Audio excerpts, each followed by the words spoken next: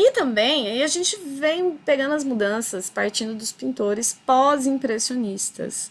Porque o pós-impressionismo ele é marcado por uma liberdade maior. Então, assim, enquanto o impressionismo trouxe essa liberdade do artista sair do ateliê, os pintores pós-impressionistas eles trazem muito mais a sua subjetividade. Então, cada um deles, a gente vai analisar cada um deles assim separadamente, porque é essa subjetividade que marca esses pintores, né?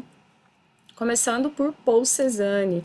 O Paul Cézanne ele é considerado o pai do cubismo. Muitos consideram que a pintura que ele fazia, sendo pós-impressionista, pode ser chamada de cubismo primitivo, porque ele faz essa experiência de ir tentando substituir as formas por formas geométricas.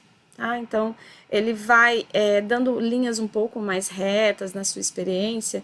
E aqui nessa pintura, o Monte Saint-Provence era um local que fazia parte da vida dele. Então, existem várias pinturas de várias posições, vários pontos de vista que o Cézanne coloca desse local, que era um local importante para ele, que representava ali uma simbologia, tinha uma... Essas pinturas, elas têm memória afetiva em relação à vida do Cézanne.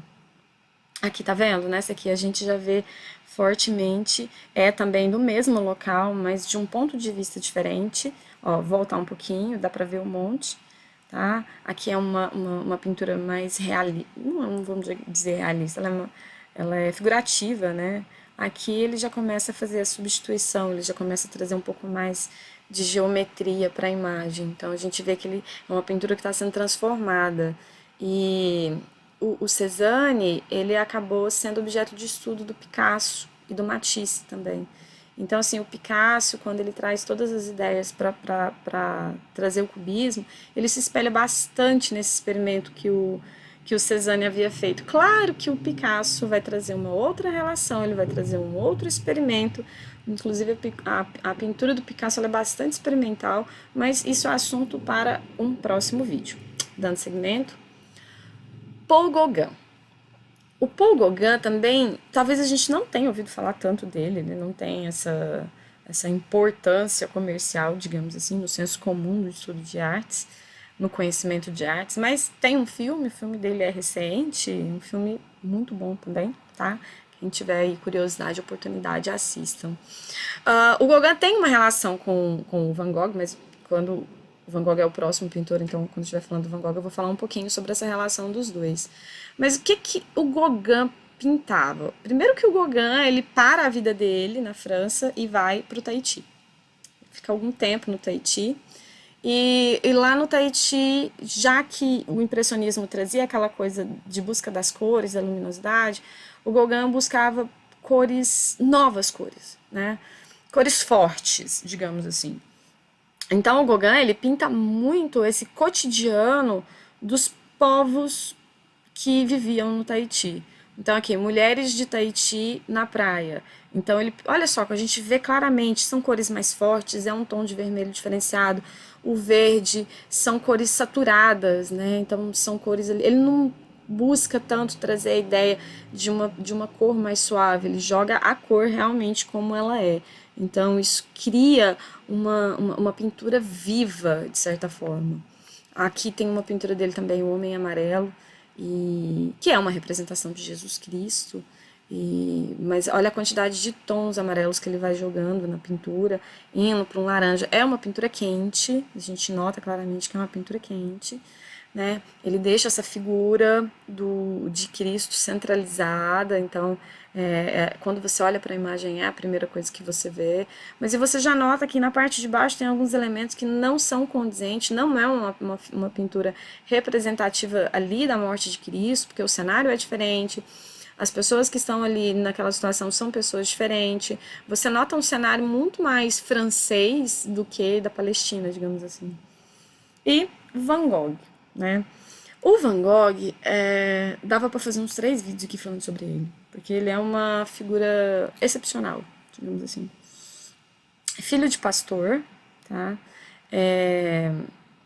Pastores no sentido religioso, e era o filho caçula, o irmão mais velho dele, o Theo, Theo Van Gogh, vivia em Paris ali quando estava esse momento das pinturas e tudo. O Theo era marchand, uma pessoa bem estabelecida, de renome no meio artístico. O que é um marchand? Marchand é quem vende, né?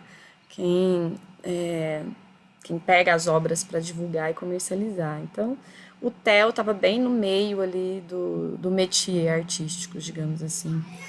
E aí, o Van Gogh, mais ou menos aos 30 anos, ele resolve virar pintor. Tipo, resolvi, acordei, agora vou virar pintor, vou ser pintor. E ele conversava bastante com o Theo por cartas. Tem até um livro chamado As Cartas de Van Gogh. E os dois se comunicavam bastante por cartas. É até que o Van Gogh diz que quer começar a pintar, ele começa a fazer alguns esboços de desenho. Os Comedores de Batata é considerado uma das primeiras pinturas dele. Quando a gente olha para essa imagem, ela não tem nenhuma referência com aquela produção do Van Gogh que a gente conhece. Os Comedores de Batata é uma pintura muito escura, muito sombria, né?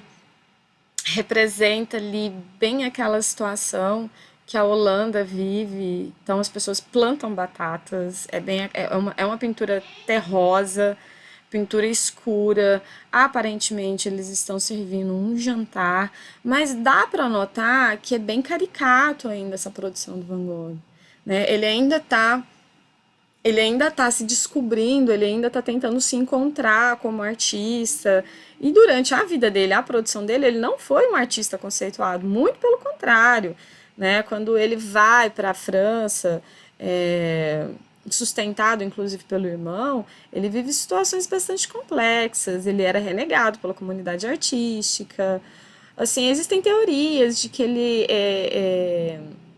era esquizofrênico e tudo isso acabou influenciando muito nas suas pinturas, né? Mas aqui ele ainda, enquanto ele está na Holanda, ele ainda tem essa característica mais caricata, mais sombria. Ele ainda está se construindo como artista. Quando ele resolve ir para a França, né, ele pede para o Theo, fala para o Theo que quer ir para a França, o Theo leva ele para a França, mas ele não vive em Paris, ele vai viver num vilarejo próximo de Paris, era sustentado pelo irmão, é, ele vende uma pintura só em vida e quem compra essa pintura é o Theo. É, em algumas situações ele acabava comercializando pinturas, assim, porque quando ele ficava em algumas pousadas, digamos assim, ele acabava pagando as suas estadias, seu alimento com pinturas. Aqui a gente tem o quarto em Arles, que é uma pintura extremamente famosa. E aqui eu entro trazendo um pouquinho o Gauguin, porque o Theo pede para o Gauguin. Existem boatos que dizem que o Theo pagou o Gauguin para ficar um tempo com o Van Gogh, tipo, pagou para ser amigo. E aí, quando o Van Gogh pinta o quarto em Arles, a gente percebe que tem alguns elementos que são duplos. Tem 2 travesseiros na cama, tem 2 cadeiras, os quadros são posicionados sempre em pares, tá? Então, na parede do lado de cá, são 2 quadros em cima, 2 quadros embaixo, e do outro lado da parede também, mais 2 quadros. Então, essa ideia desse quarto, que pode ser considerado um autorretrato, tá? O Van Gogh pintou bastante autorretratos. Então, quando ele pinta as botas, os girassóis, o quarto, porque tem algo dele que ele coloca nessas pinturas. O Gauguin fica com ele um tempo, e ali no início foi tudo muito harmonioso, eles se pintavam, então o Gauguin pintou retrato do Van Gogh, o Van Gogh pintou retrato do Gauguin, então tava uma coisa bacana. Mas dizem que o Van Gogh era muito sufocante, ele era muito dependente das pessoas. E por conta disso, o Gauguin acaba rompendo com essa amizade no meio da noite e resolve ir embora. E o Van Gogh ameaça, pede para ele não ir embora. E o Gauguin vai, e no meio do caminho o Van Gogh vai atrás. Uma das teorias dele ter cortado o lóbulo da orelha. Gente, ele não cortou a orelha, tá? Ele cortou só um pedaço dela. Uma das teorias é que ele corta esse lóbulo da orelha para chamar a atenção do Gauguin no momento que ele está indo embora. Mas tem uma outra teoria que diz também que ele fez isso por conta de uma mulher que ele tinha relações esporádicas, mas a gente sabe que quem cuida dele é essa mulher. Mas ou ele fez pelo Gauguin, ou fez por ela, foi uma junção de tudo. Muito complicado entender a cabeça do Van Gogh. A Noite Estrelada. O Van Gogh, em determinados momentos, ele foi internado. Ele teve a sua primeira internação, promovida pelo irmão, e teve uma segunda internação que ele mesmo se interna. E é quando ele é internado que ele mais avança na quantidade de produção que ele faz. Ele pintava. Na última internação dele, ele pintou praticamente um quadro por dia. Então, ele pintava muito. Essa que é a visão do quarto que ele tinha, de um dos momentos da internação dele. A gente percebe que o céu está em movimento, né? Então aqui a gente vê as pinceladas, essas pinceladas mais bruscas, ele aproveita isso. A pintura dele parece como se você estivesse entrando numa história em quadrinhos, é algo meio mágico. E esse céu, parece que esse céu está se movimentando, né? Tem algumas teorias que dizem que o Van Gogh conseguia ver o movimento do ar. Bom, enfim. E essa pintura, ela é considerada uma das últimas, não vou dizer a última, tá? Mas uma das últimas que ele fez, Trigal com Corvos. Ele tem uma série de produções, das últimas dele, que ele pinta com essa tonalidade de amarelo, esse amarelo mais forte, mais acentuado. E a gente vai entender que a imagem ela tá dividida ao meio, né? Na parte de baixo, onde tem a parte do trigal, da plantação de trigo, ela tá bem iluminada, tá bastante iluminada. E da parte quando ela encerra para a parte de cima, a gente já vê um céu que começa um pouco mais claro e esse céu vai escurecendo até que na última parte lá em cima ele já tá bastante escuro. Dizem que essa pintura é um prenúncio da morte dele, né? Do suicídio dele. Que ele morre com um tiro no peito, não foi no coração, foi do outro lado. E ele acabou morrendo alguns dias depois por infecção no quarto de uma pousada. Mas por que essa pintura é considerada como se fosse o prelúdio da morte dele? Porque a gente vê que tem algumas estradas embaixo. Então, no canto de cá tem uma estrada, no canto de cá tem uma outra estrada. E no meio, essa estrada ela vem e faz uma curva. Mas se a gente for levar em consideração a perspectiva, ela acaba.